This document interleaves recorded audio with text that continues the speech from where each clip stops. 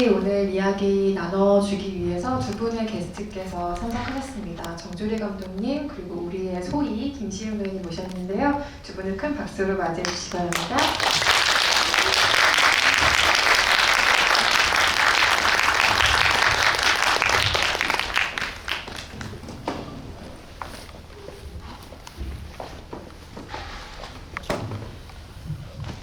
얼굴만 봐도 마음이 아픈 우리의 소희가 등장을 했는데요. 오늘 본격적으로 관객과의 대화 시작하기 전에 관객 여러분께 인사 한 말씀씩 먼저 부탁드리겠습니다. 안녕하세요. 저는 다음 소희에서 소희 역할을 맡은 김시은입니다. 오늘 이렇게 늦은 시간인데 함께 얘기를 하게 돼서 너무 기쁘고요. 오늘 좋은 얘기 많이 하다가 갔으면 좋겠습니다. 오늘 영화 너무 봐주셔서 감사합니다. 안녕하세요. 정주리 감독입니다. 오늘 앤트맨이 아니라 슬램덩크가 아니라 저희 영화를 봐주셔서 정말로 감사드립니다. 많은 얘기 나눠요. 영화를 보시고 지금 다 어떤 마음으로 앉아 계실지가 너무 궁금해요. 오늘 영화를 처음 이 자리에서 보신 분들도 계실 테고 이미 여러 번 영화를 반복해서 보신 분들도 계실 텐데요. 영화에 대한 감상을 조금 정리하시면서 궁금하신 점들을 떠올려 주시면 이따가 관객석으로 마이크를 돌려서 같이 이야기를 나눌 예정이고요. 지금 이 시간보다 극장 밖을 나가셔서 각자의 댁으로 돌아가시면서 머릿속에 좀 질문이 하나 떠오르실 만한 영화라고 생각합니다. 그래서 소희는 어떤 아이였을까라는 생각이 점점 더 구체적으로 짙어지실 거라는 확신이 드는데요.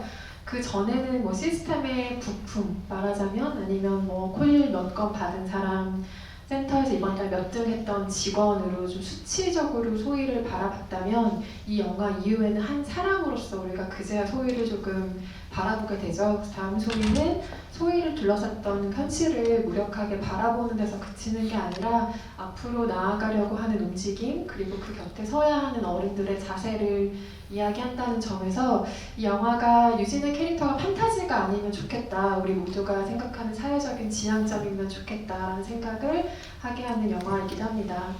이 영화를 보시면서 아마 가장 궁금하셨을 점 먼저 몇 가지 짚어나가면서 이야기를 나눌 텐데요.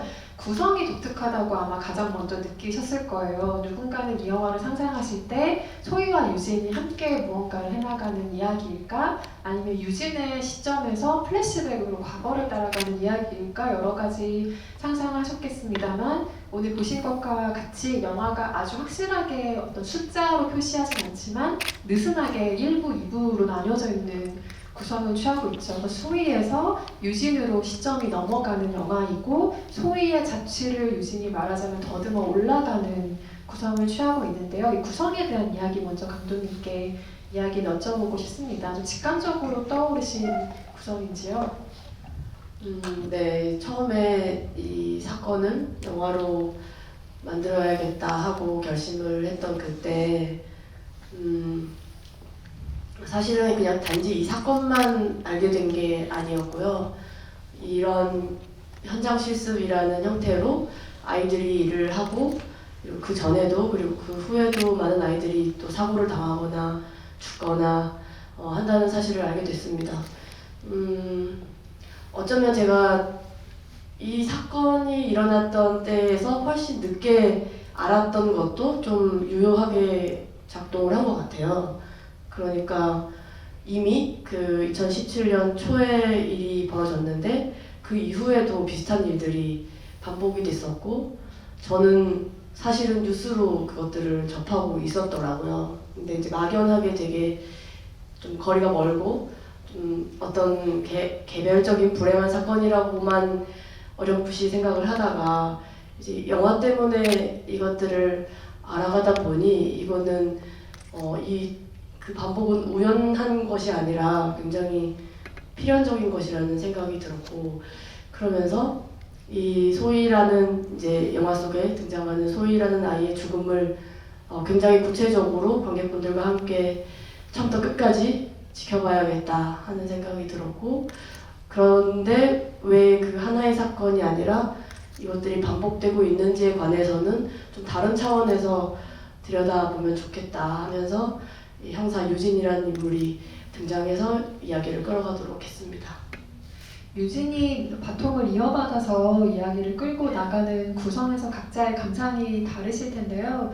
저는 개인적으로는 이게 동시간대에 두 사람이 접촉하는, 물론 만나는 장면도 짧게 있지만 접촉이 아니라는 점에서 이 구성이 너무 탁월하다는 생각이 들었어요. 그러니까 유진이 짚어나가는 소희의 행적은 이미 다 지나가버린, 놓쳐버린 시간이잖아요. 그래서 그 구성 자체가 우리가 이미 다 늦었다, 다 이 아이를 손을 잡아주지 못했다 라는 것을 너무 뼈아프게 떠오르는 방식의 만들기이기 때문에 형식으로 이 영화가 우리에게 이미 말을 걸고 있다는 생각 역시 들었고요. 또 하나 관련해서 감독님께 여쭤보고 싶은 것은 이 영화의 구체적인 모티브가 된 여러 가지 사건이라고 마음 아프게 부를 만한 많은 죽음들이 있었는데 그 가운데 2017년 전주 콜센터 현장 실습생 자살 사건 늘 아주 강력한 모티브로 이 영화가 하고 있죠. 그런데 영화 초반에 소희가 사인하는 계약서를 자세히 보면 그 연도가 2016년으로 되어 있어요. 그래서 그 연도를 조금 더 영화의 시간 현재로 옮길 수도 있고 아니면 조금 다른 시간대를 선택하실 수도 있었을 텐데 왜냐하면 가슴 아프게도 과거에도 현재에도 계속 반복되어 오고 있는 일이기 때문에 그런데 그 2016년으로 영화의 시간을 특정하신 이유에 대해서도 여쭤보고 싶었습니다. 기본적으로는 최대한 그 사건 자체를 사실적으로 다루고 싶었던 게 크고요. 그리고 그 시간의 간격, 2016년 이라는 시간과 지금 올해는 2023년이 되었는데 이 오랜 시간이 지난 후에도 여전하고 있다는 이런 시간감도 중요했던 것 같습니다. 최대한 그런데 2016년 말이라는 그 시대 배경을 제가 할 수 있는 한 최대한 다 살려서 영화 속에 담으려고 했습니다. 김시은 배우님은 본인이 찍지 않은 부분, 그러니까 유진이 소희의 사건을 추적해가는 그 과정의 부분을 영화로 관객으로서 마주하신 거잖아요. 그 뒷부분을 처음 보셨을 때 인상이 어떠셨어요?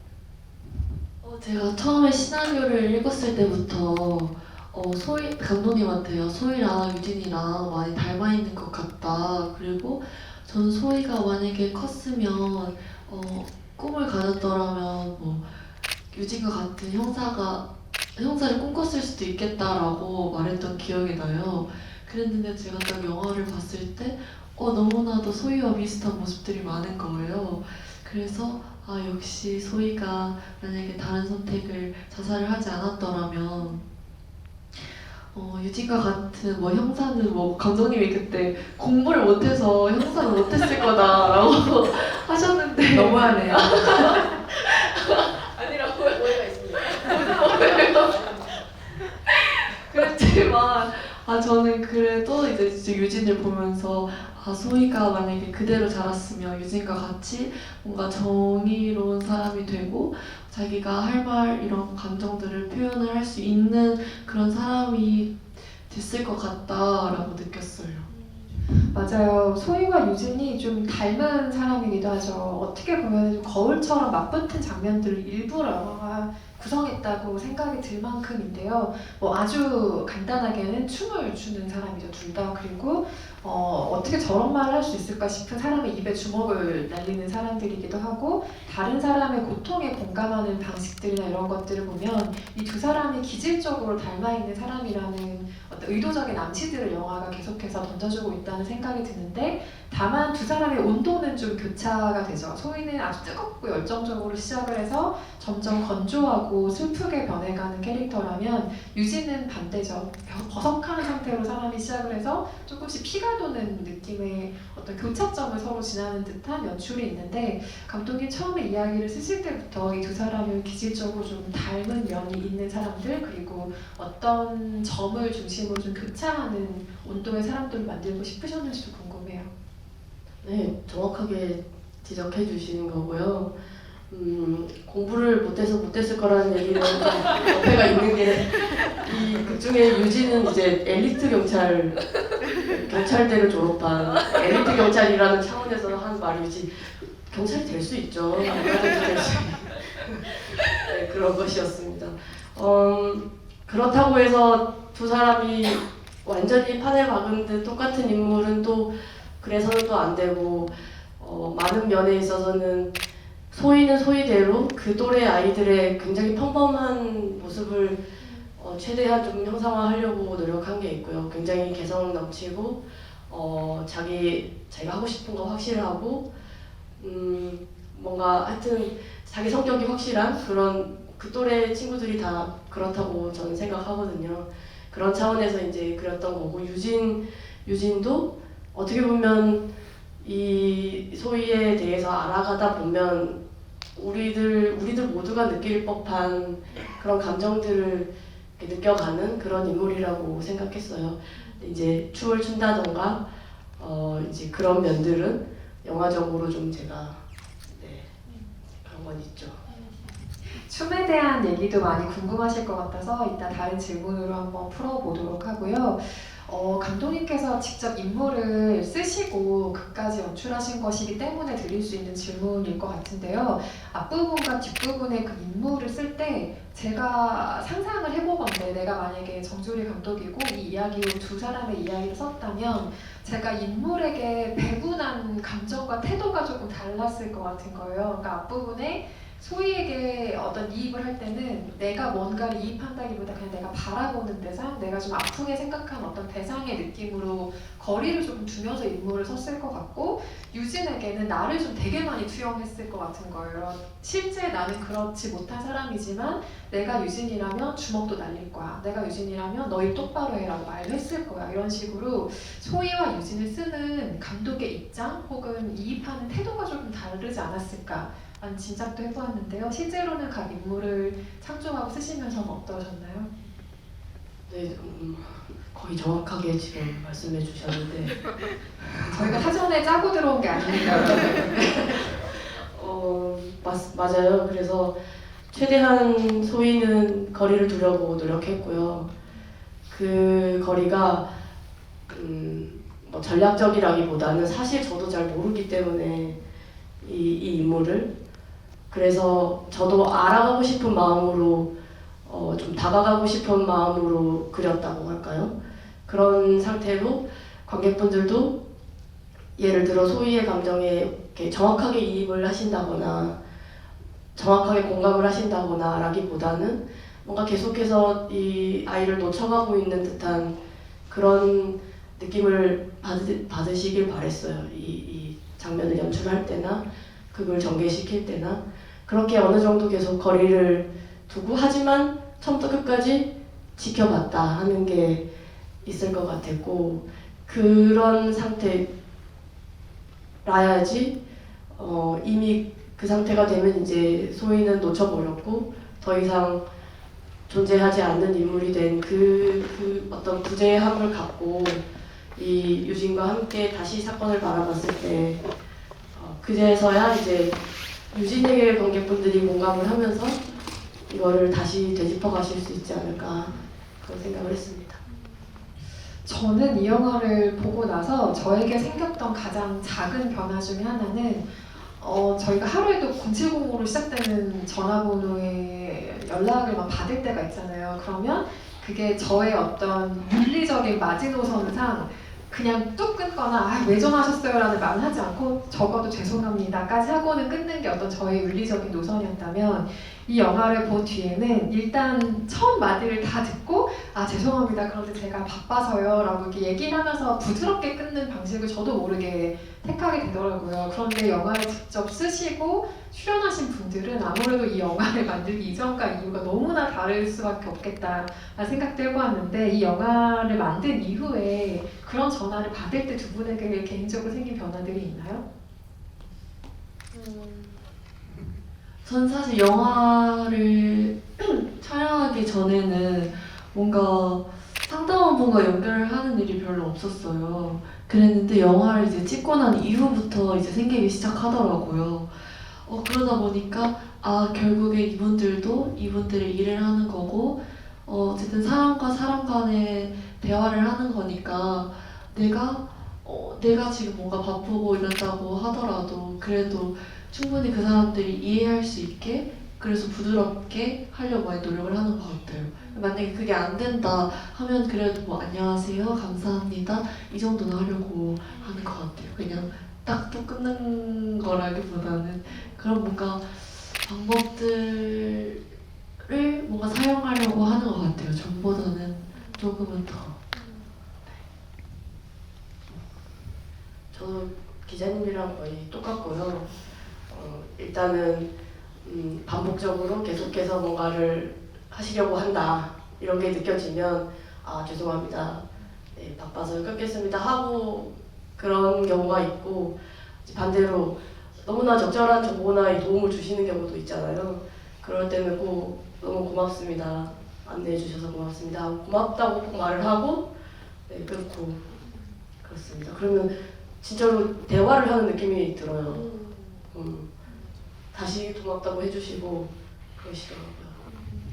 여기에 소희가 받는 콜의 내용을 구체적으로 들어보면 현실감이 있죠. 기본적으로 실제로 있었던 사건에서 극화시킨 부분들이 있기 때문이기도 할 텐데요. 그 통화의 내용들에 대한 이야기를 조금 더 구체적으로 들여다보면 일단 화부터 내는 사람이 있고, 그리고 이걸 본인도 물론 많이 화가 난 상황이긴 하겠지만 여러 번 그 내선 콜이 돌아간 것에 대한 분노를 표출하는 형태가 있고, 성추행을 하는 형태가 있고, 이것도 뭐 비일비재한 사건이죠. 그리고 너무 가슴 아픈 콜도 있었죠. 그러니까 아이가 죽었는데 이거를 당장 어떻게 해줄 수 없느냐는 그 부모의 너무 마음에 공감하지만 어쩔 수 없는 어떤 상황들도 있었고, 그런데 그 여러 가지 상황들을 보면서 제 머릿속에 가장 먼저 스쳤던 생각은 아마도 정주리 감독이 이것을 영화로 옮기면서 차마 옮길 수가 없어서 포기했던 내용들이 아주 많았겠구나였어요. 그러니까 얼마나 많은 콜들을 수집하고 그중에서 또 대표적인 사례들을 꼽는다는 것도 좀 어폐가 있는 말이지만 어쨌든 영화에서 제시해줘야 될 어떤 사례들이 있기에 얼마나 많은 것들을 접하시면서 좀 괴로우셨을까라는 생각들을 많이 했었는데, 실제로 영화로는 참 옮길 수 없을 만한 어떤 이야기들도 충분히 많이 들으셨는지도 궁금해요. 그런데 저는 실제로 제가 취재를 한 게 아니라서요. 그런 사례들이나 이런 것들을 굉장히 수집을 했다거나 하지는 않았습니다. 오히려 이제 이런 취재를 하시고 그 당사자들을 계속해서 인터뷰를 하시고 하셨던 기자분들이나 저널리스트 분들, 이런 분들이 아마 그런 고충을 느끼셨겠죠. 저는 이제 그분들이 취재하신 것들을 말하자면 한 단계 걸러진 상태에서 좀 더 객관적으로 이런 것들을 바라볼 수 있었고, 영화 속에 소개된 이런 사례들이나 이런 것도 어떤 부분은 이제 실제 그런 사례가 있었다는 거에서 온 것도 있지만 충분히 짐작 가능한 경우들, 예를 들어 이런 성희롱 장면 같은 이런 콜 내용은 순전히 제가 상상해서 쓴 것이거든요. 그러니까 뭐랄까요, 너무나 쉽게 상상도 할 수 있는 것들이에요. 왜 그만큼 우리에게 굉장히 익숙한 사실이라는 생각도 들더라고요. 맞아요. 그게 되게 서늘해지는 상황인 것 같아요. 상상을 해서 쓰지만 이게 터무니없이 상상이지만 않을 거라는 어떤 감각으로 쓰고 보는 사람들 역시 그렇게 느낀다는 점이 사실 이 영화의 가장 슬픈 비극 중에 하나인 것 같고요.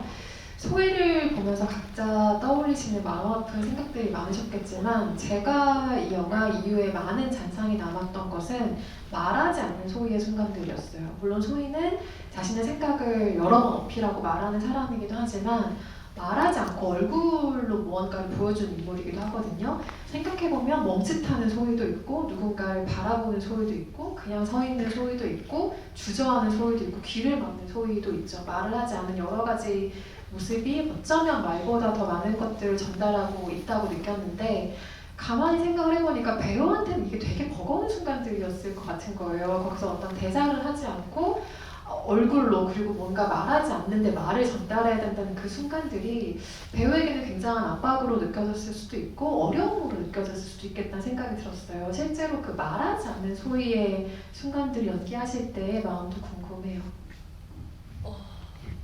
말을 하지 않았을 때 연기는 그냥 딱히 내가 말을 하지 않아서 어려움을 느끼고 있다라는 마음을 느껴본 적은 한 번도 없었던 것 같아요. 그냥 그때 소희의 상황들을 생각했을 때 나오는 표정들이었고 소희가 전에 겪었던 일들을 그냥 상황적으로 소희로 계속 있다 보니까 그 영화 속에서 보시는 장면들의 그런 표정들이 그냥 자연스럽게 나왔던 것 같아요. 실제 본인이라면 거기서 조금 더 감성적이 될 수도 있고 아, 네. 눈물부터 터질 수도 있고 아주 여러 가지 아. 반응들이 있잖아요. 네. 근데 그게 소희로서가 아니고 김시은 개인으로서 받아들여지는 순간들도 있었나요? 네, 제가 눈물이 터진 순간이 한 세 군데 정도 있었는데 첫 번째로는 이제 아무래도 콜센터에서 이렇게 귀를 막았을 때 사랑합니다 고객님 막 이런 소리가 다 들릴 때 숨이 너무 턱 막히더라고요. 약간 이런 표현 해도 될지 모르겠지만 약간 PTSD 오는 것처럼 약간 그런 순간에 눈물이 났는데 감독님은 울면 안 된다 라고 해주셨고 그래서 그게 뭔가 김시은으로서 좀 힘들었던 순간이었고요. 그리고 성추행을 당하는 그 장면을 찍을 때는 좀 그때 되게 힘들었던 것 같아요.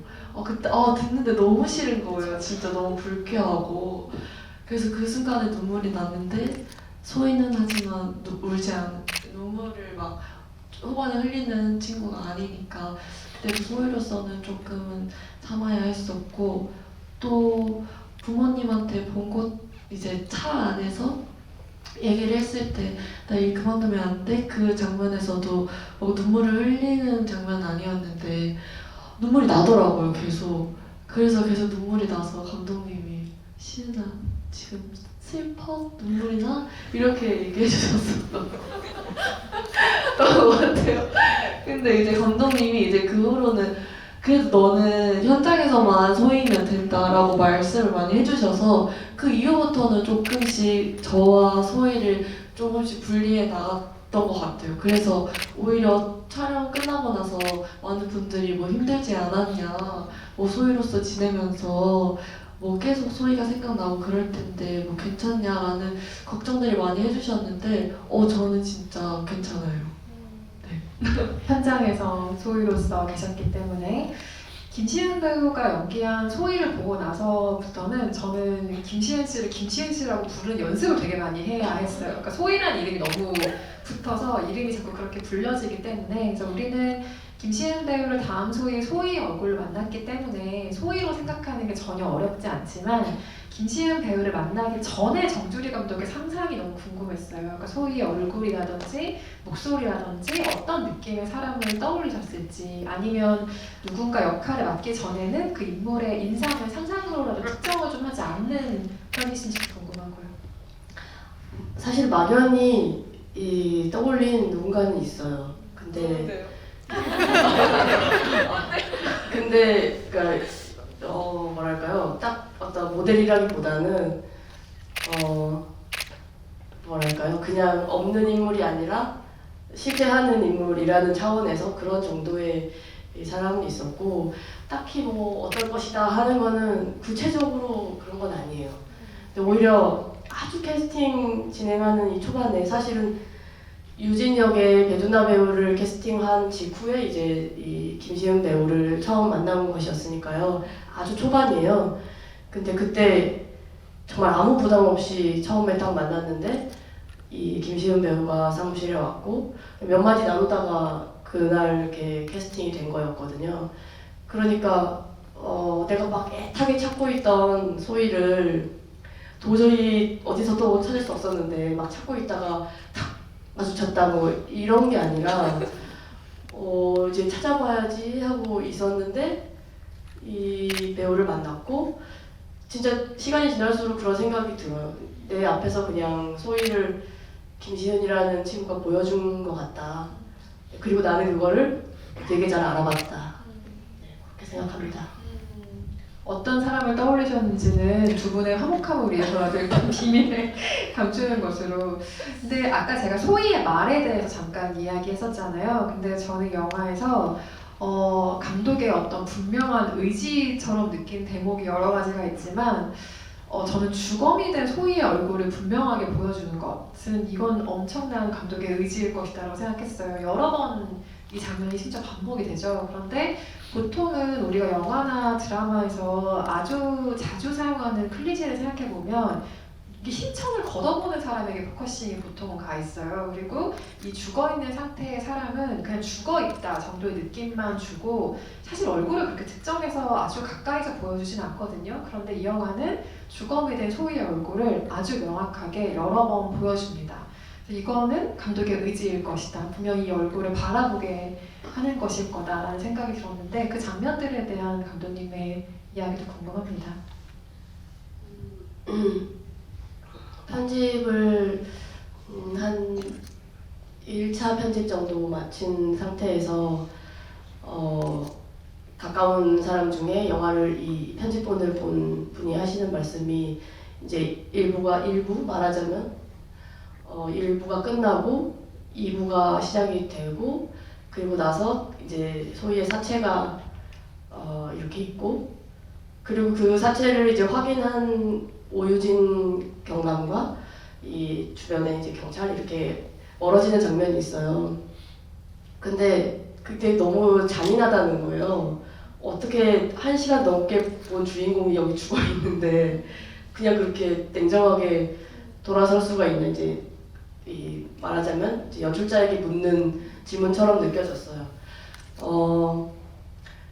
그 소희가 죽고 나서는 그냥 완벽하게 그냥 죽어있는 인물로 계속해서 상기할 필요가 있다고 봤어요. 그러니까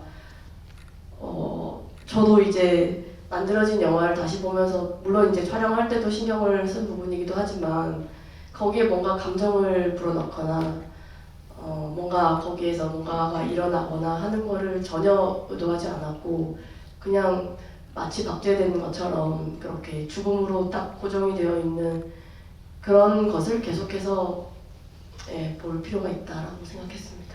네, 피하지 않고 바라보려는 그것이 어떤 감독의 의도였든 말씀하신 것처럼 그게 아니었든 분명한 어떤 목격의 힘 같은 게 있는 숏들이었다는 생각이 들고요. 또 하나가 인상적으로 남는 것은 소희가 그렇게 저수지로 걸어 들어가기 바로 직전의 상황이죠. 그때 소희의 그 너무 차디 찰 것 같은 그 발에 슈퍼에서 맥주 2병을 마실 때 아주 가늘게 빛이 떨어지는 장면이 있잖아요.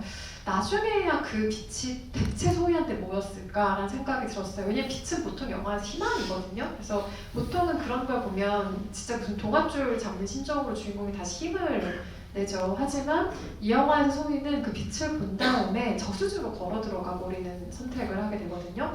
물론 선택이라는 말도 어폐가 있는 것 같아요. 이건 선택이 아니죠. 밀려 떨어진 거니까요.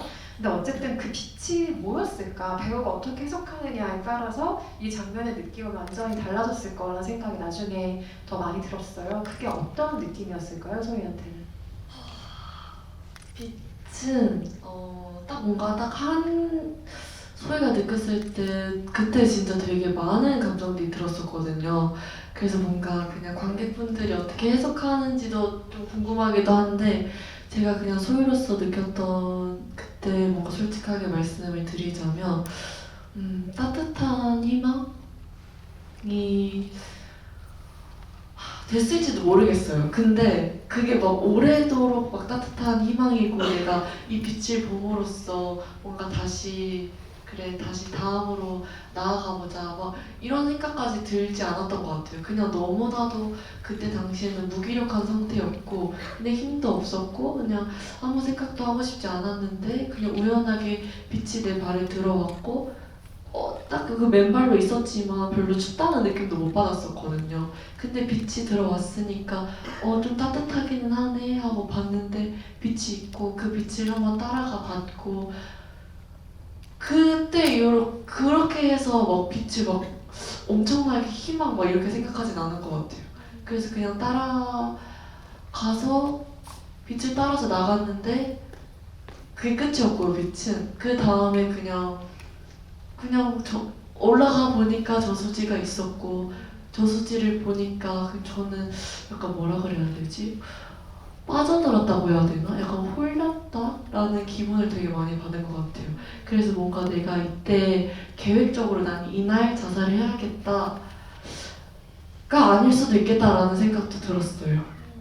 맞아요. 그래서 영화가 소희한테 아주 차곡차곡 모멸감, 뭐 본인의 어떤 존재의 먼지 같은 하찮은 이런 기분들을 차곡차곡 쌓이게 만들어서 이런 결말로 갔구나를 이해하게 만들지, 이게 소희에게 어떤 폭발점이 됐구나, 이게 트리거가 됐구나 하는 어떤 특정한 장면의 영화가 보여주는 것은 아닌 것 같아요. 그건 역시 감독이 만든 살아 깊은 장치였다는 생각이 들고요.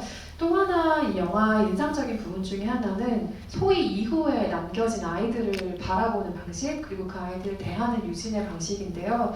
소희의 친구들을 이후에 유진이 만나죠. 그래서 두 번의 아주 인상적인 장면들을 만드는데요. 그 병원에 데려다주고 과일 봉지를 주죠. 어쩌면 소희에게 하고 싶었을 그 행동을 하는 것이고, 태준을 만났을 때는 경찰한테는 말해도 돼 라는 말을 하죠. 그래서 미처 만나지 못했던 소희 말고 그 주변 아이들을 유진이 어떻게 대하고 있는지를 영화가 어떻게 보여주느냐도 이 작품의 중요한 목표였을 것 같습니다. 꼭 필요한 장면들이라고 생각하셨을 것 같아요, 감독님. 어떻게 보면 전반부와 후반부를 공이 이어주는 인물들이기도 하고요. 이 소희의 주변에 있는 친구들이.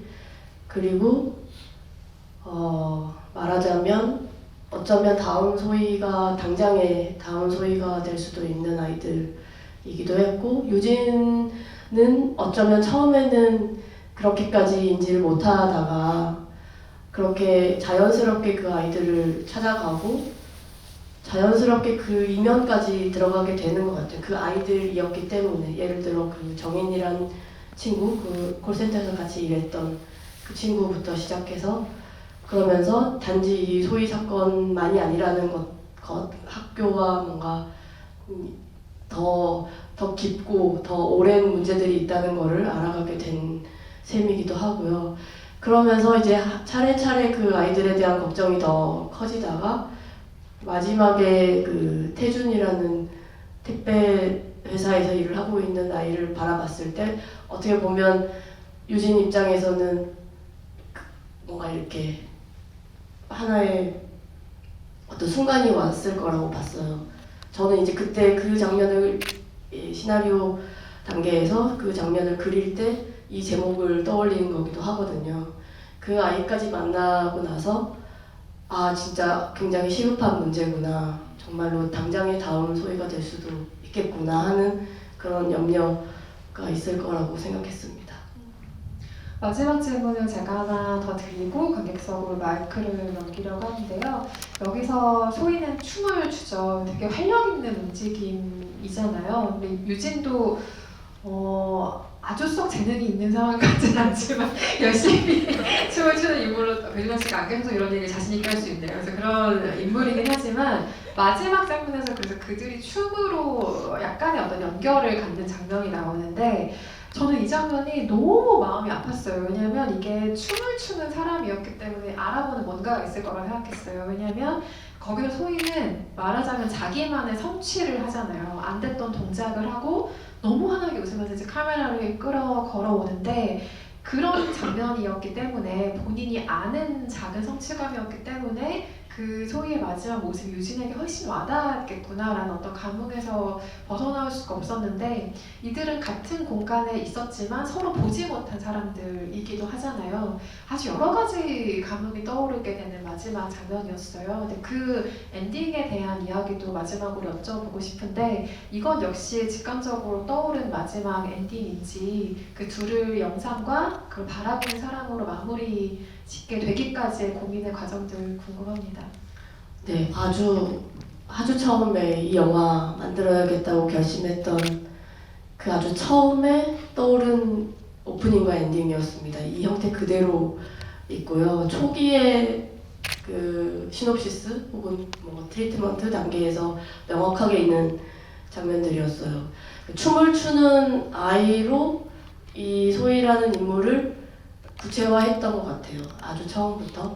그리고 그 춤을 계속해서 반복해서 실패하는 것으로 시작해서 결국에 언제 완성했을지는 잘 모르겠지만 언젠가는 완성했던 모습으로 끝내야겠다.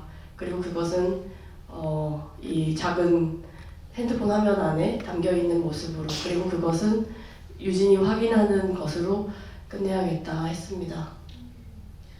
잘 만든 영화는 시작과 끝이 분명합니다. 그래서 그 시작점과 끝이 한 번도 흔들리지 않은 영화였다는 이야기를 들으니 이 영화가 왜 이렇게 나왔는지 조금 더 명확하게 알 것 같아요. 오래도록 기억에 남는 첫 장면과 마지막 장면, 그리고 여러 가지 장면들일 것 같습니다. 관객 여러분 궁금하신 점 많으실 텐데요. 질문 있으시면 손 들어주시면 마이크 전달 드리겠습니다. 저쪽 뒤쪽에 계신 관객분께 가장 먼저 마이크 드릴까요?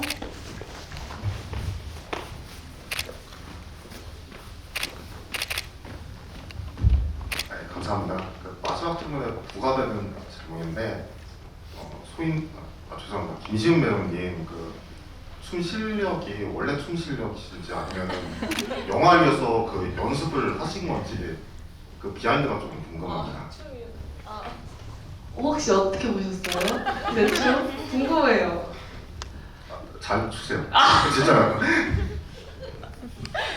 제 춤을 한 달에서 이제 한 달 반 정도 연습을 하고 저희가 이제 춤 장면을 좀 늦게 찍었어요. 거의 후반부에 찍어서 중간중간에 틈틈이 연습을 하면서 찍었어요. 제가 한 달, 그러니까 거의 한 총 3달 정도 연습을 한 건데 일주일에 한 2번, 3번 정도 연습을 한 거였고요. 이제 소희만의 뭔가 소울을 찾기 위해서 부단히 노력했던 기억이 나네요.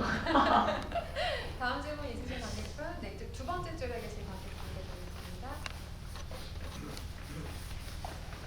마이크를 2개를 넘게 쓰면 극장 안에 하울링이 생겨서 부득이하게 이런 방식을 쓸 수밖에 없습니다. 양해 부탁드릴게요.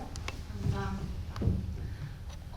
아까 저널리스트 분께서 이제 1부에서 소희를 바라보는 시선은 살짝 2부보다 좀 멀었다 이런 식으로 이제 감독님도 말씀을 해주셨는데 저는 이제 20살이 됐고 얼마 전까지 고3 생활을 보냈고 그래서 처음 이 영화를 봤을 때는 소희한테 정말 너무 많이 몰입을 해서 계속 1부 내내 그냥 계속 공감하면서 울면서 했던 것 같아요. 그래서 그래도 여러 번 영화를 보고 나서는 지금이 이제 4번째인데 서서히 감독님께서 말씀하신 이제 소희라는 인물을 좀 멀리서 바라본다는 거에 대해서 조금은 느낄 수 있었고 점점 더 감독님께서 의도하신 시선대로 볼 수 있었던 것 같은데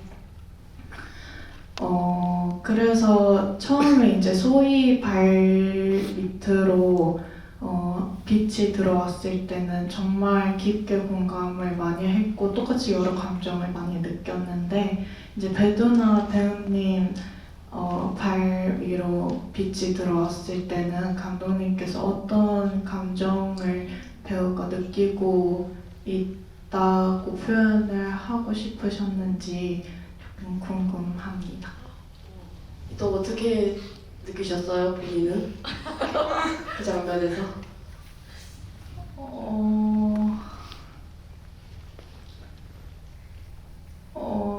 잘 모르겠어요. 저는 항상 영화 후반부 쪽으로 가면은 힘이 다 빨려서 그냥 멍하게 보고 있어가지고 너무 궁금했습니다. 감독님의 의도가. 일단은 개봉한 지 일주일밖에 안 됐는데 4번이나 봐주셔서 너무나 감사드리고요. 은인이십니다, 정말. 저는 그 유진이 사실은 처음에는 단순 비관 자살로 처음에는 이 사건을 보고 있다가 점차 이제 단순한 그런 게 아니라는 것으로 방향을 틀고 이 모든 것들을 알아가는 이 과정이 이것들을 알아가는 과정이 한편으로는 소희가 점점 고립되어가는 말하자면 전반부에서 점점 고립되어가는 과정과 비슷하다고 생각해요. 어쩌면 그 말은 다시 말해서 그렇게 고립되어 가서 결국에 죽음에 이르는 것을 이해한 또 결과라고도 생각하고요. 근데 이제 이해한 것과 느끼는 것은 또 다르잖아요. 그러다가 자신이 어떤 무력과 절망감을 이제 그 교육청에서 마지막으로 느끼고 더 이상 어떻게 해볼 수 없는, 더 이상 어디 가서 물을 수 없는 상태가 되었을 때 찾았던 그 가맥집에서 자신의 사실 유진은 모르죠. 소희에게 그런 순간이 있었다는 걸. 하지만 그 순간에 자신의 그 발끝으로 떨어지는 그 빛을 봤을 때 어쩌면 소희도 이런 걸 받지 않았을까? 혹은 지금 내가 느끼는 이 감정이 소희였던 감정이 아닐까? 라고 정확하지는 않겠지만 그런 순간일 거라고 봤어요. 아까 20살 막 되셨다고 하셨잖아요. 근데 저는 이 영화를 어떤 연령대가 보느냐에 따라서도 감흥이 진짜 다를 거라고 생각해요. 아마도 추측하건대 감독님과 제가 느낀 이 소희를 이해하고 싶은 거리감이라는 것은 이 소희를 뭐 이해할 수 없었다는 느낌이라기보다 아무래도 감독님과 저는 어른에 가까운 나이죠, 이 영화 안에서. 그래서 이 아이에 대한 기본적인 죄책감이 너무 있기 때문에 이게 이 아이의 입장이 될 수가 없는 것 같아요.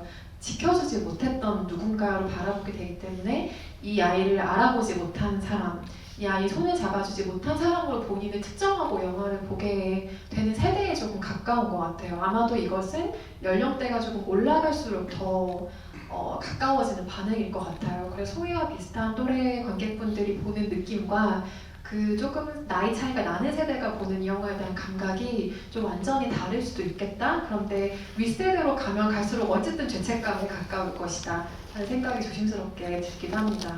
4번 보신 관객분 정말 감독님 표현대로 은인이시고요. 빛에 대한 생각은 5번 보시면 조금 더 보시게 되지 않을까라는 생각이 들고요. 네, 다음 질문도 받아보겠습니다. 가운데 계신 관객분께 먼저 마이크 드리고 이쪽으로 드릴게요. 일단 영화 너무 잘 봤고요. 그 마지막에 소희 핸드폰에 보면은 이제 영상만 나왔잖아요. 그게 제가 봤을 때는 소희가 이 기억만 가지고 가고 싶은 건가? 라고 생각을 했었고, 또 다르게 생각해보면은 그런 소희로만 사람들이 기억해줬으면 하나? 라는 생각도 했거든요. 그래서 이 영상만 남긴 이유도 궁금하고, 이 영화를 본 사람들이 뭔가 갖고 나가야 할 몫이 어떤 게 있을지 좀 궁금합니다. 감독님께.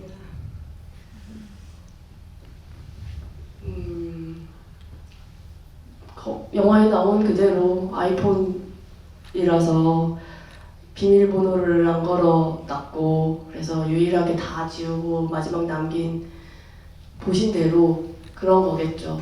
이것만 남기고 싶었겠죠.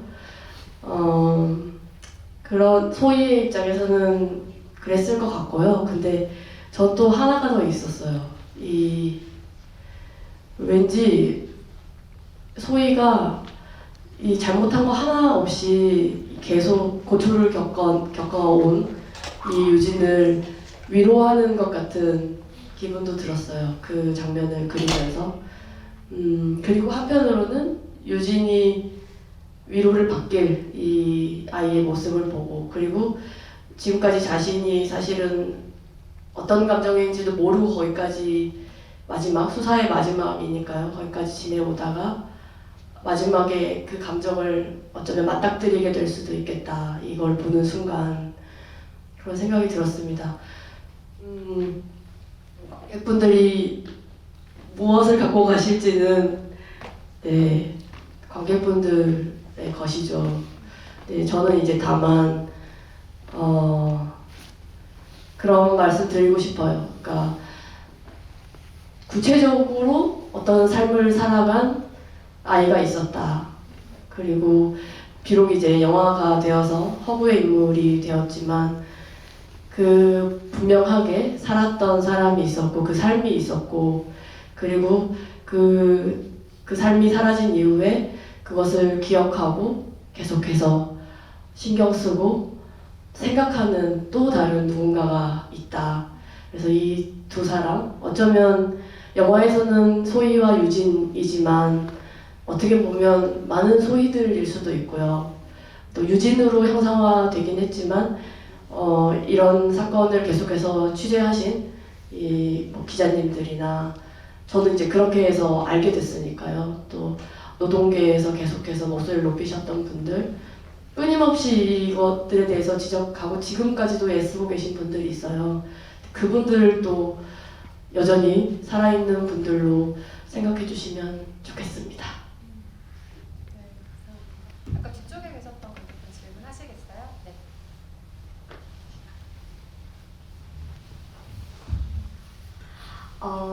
사실 드리고 싶은 질문이 있었는데 먼저 질문해 주셔서 솔직히 제가 소희랑 좀 비슷한 구석이 있어요. 고등학교 졸업하기 전에 먼저 취업해가지고 일을 했거든요. 근데 영화를 보면서 공감되는 게 너무 많더라고요. 근데 막 진짜 일 때문에 그 키보드 타자 소리 때문에 너무 스트레스 받은 적도 있고 그냥 힘들어서 그런 적도 있고 또 친구와의 관계도 나중에 변화가 되잖아요.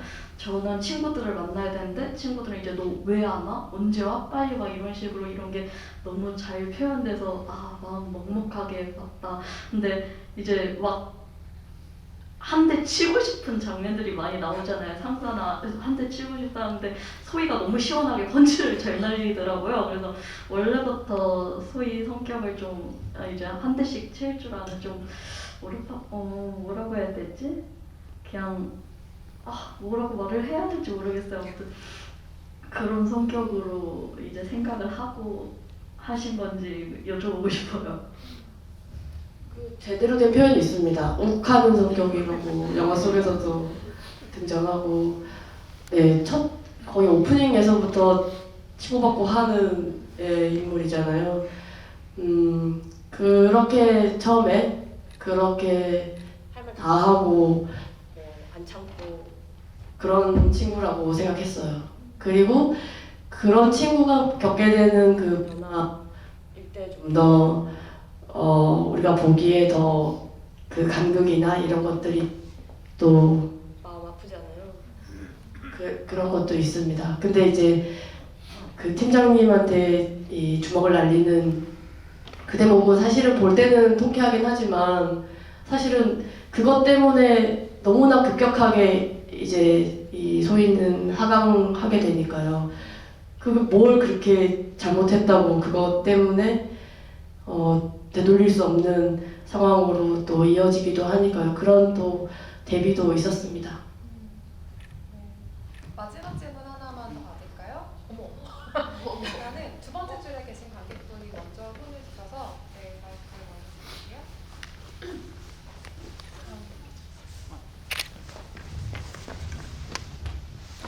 우선 영화 너무 잘 봤고요. 제가 개봉 첫날 메가토크하고 토요일에 라이브로 리톡하고 오늘 거하고 무대 인사까지 총 4번의 관람을 했는데요. 눈 앉는 줄인가? 일단 저는 작년에 재수 생활을 하고 올해 21살이 된 사람이고 이제 저번 이 시간에 했을 때 빛에 대한 얘기가 굉장히 많이 나왔었는데 항상 그러니까 오늘 저널리스트 분도 그러시고 저번에 장성란 저널리스트 분도 빛을 이게 희망적인 부분으로 받아들이시면서 그 빛이 들어왔을 때 희망적인 감정을 느껴서 잘 살아보자 이런 생각이 들었다고 했는데 이제 저는 재수 생활하면서 되게 힘들 때 그냥 밝은 낮의 빛이 아니고 그 노을이 져가는 그런 빛이었잖아요. 그런 빛을 볼 때 저는 좀 희망보다는 조금 외로움이 극대화되고 좀 센치해지고 좀 많이 더 힘든 감정이 극대화됐었던 것 같은데 그런 이제 시윤 배우님이 그 장면을 촬영하실 때 그런 희망적인 측면 말고 이런 외로움이나 센치해지는 감정이 들진 않으셨는지 좀 궁금해요. 우선 너무 고생 많으셨습니다. 저는 딱 빛을 바라볼 때 뭐 그 당시에는 이게 노을의 빛이다 아니면 뭔가 밝은 빛이다 뭔가 떠오르는 빛이다 뭐 이런 생각은 하지 않았었고요. 그냥 단지 빛이다 그냥 따뜻하다 라는 느낌을 받았던 것 같아요. 그냥 그 온도가 따뜻한 거죠. 그래서 온도가 따뜻하다 한번 볼까 해서 봤는데 이런 빛도 있지라는 희망을 살짝 품었을 수 있지만 그게 결국 뭔가 엄청 희망적으로까지 가지 못했었던 것 같아요. 네. 충분한 답이 되었을까요? 네. 우선 마지막 질문은 다시 한 번만 받아보겠습니다. 네, 시은 배우님께 한번 질문을 좀 부탁드려볼까요? 손이 드셨죠? 그러면 네, 이게 나이의 어드밴티지를 사용하도록 하겠습니다. 앞에 계신 분께 마지막으로 아니 어머니인지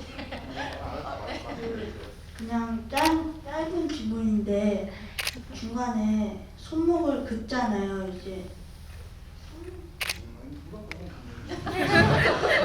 긋잖아요 손목을. 근데 그게 실수로 그런 건지 아니면 그냥 인위적으로 그냥 일부러 그런 건지 그게 궁금했어요.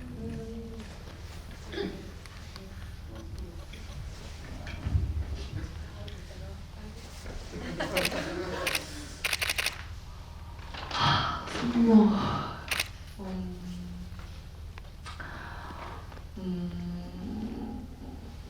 좀 조심스럽기는 하지만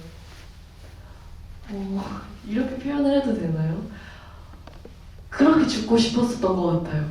그러니까 그냥 술김에 그냥 자연스럽게 그냥 뭔가 이러한 내가 힘듦에서 벗어나고 싶었었던 것 같아요. 그냥 술의 힘을 빌려서 내가 좀 몽롱한 상태에서 네. 어떻게 약간 이런 말 해도 되는 건가요?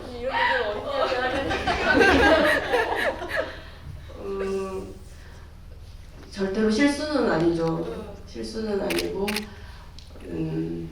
하지만 뭐 우리 시은 배우가 말했듯이 각 계획적으로 막 준비를 해가지고 막 이런 거라기보다는 어쨌든 술이 취해서 제정신이 어쨌건 정확하게 제정신이 아닌 상태의 그런 기운들과 더불어서 만들어진 장면이에요. 어린이 관객에게 우리나라는 희망이 없다라는 생각을 심어주지 않는 영화였기를 바랍니다. 간절하게 바라게 되네요. 시간이 너무 늦어서 자리를 슬슬 마무리해야 될 것 같은데요. 모든 질문들을 다 받지 못하는 점 양해 부탁드리고요. 관객 여러분께 끝인사 한 말씀씩 해주시고 자리를 마무리하도록 하겠습니다. 시은 배우님부터 해주실까요? 오늘 이렇게 늦은 시간인데 끝까지 함께 해주셔서 너무 감사하고요. 영화에 대해서도 질문 많이 해주셔서 저도 개인적으로 좀 즐거웠던 시간이 될 것 같고 또 오늘 이렇게 20살 분들 그리고 21살 분 그리고 아기까지 그리고 또 많은 분들이 너무 좋은 질문을 많이 해주셔서 저도 소희에 대해서 다시 한번 더 생각을 해보게 되는 시간인 것 같아요. 그래서 여러분들이 오늘 다음 소희를 보고 어떤 마음을 가지고 돌아가실지 또 궁금하고요. 저는 소희가 지금 여기 소희는 없지만 다음 소희들이 아직까지 많이 남아있는 세상이라고 생각해요. 그래서 저희가 조금만 더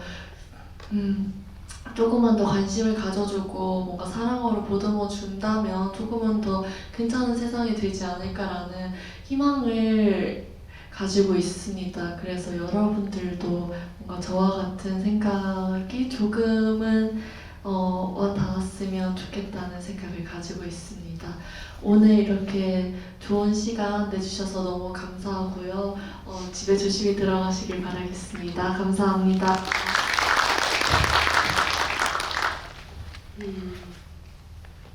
극장에 여러분들이 오실 때 어떤 마음으로 오셨을지 사실은 저는 첫 번째 영화 만들고 나서는 그런 생각을 잘 못했어요. 근데 이번에 이제 오랜만에 두 번째 영화를 만들고 한 분 한 분 관객분들을 볼 때 그 마음들이 너무나 각별합니다. 와주셔서 정말로 감사합니다.